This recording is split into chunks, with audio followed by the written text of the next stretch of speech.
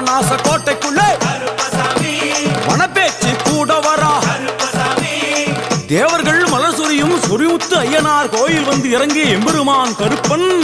யார் யாரை வணங்குகிறார் என்று கேட்டால் என்னன்னா சட்டநாதா திருமகாலிங்க சாமியாரே, தட்சிணாமூர்த்தி சாமி, சங்கிலி பூதத்தாரே, பாதாள பூதத்தாரே, மேல்வாசல் பூதத்தாரே, சுடர் மாடன் சாமியாரே, தளவாய் மாடன் சாமியாரே, குண்டில் மாடன் சாமியாரே, பள்ளி மாடன் சாமி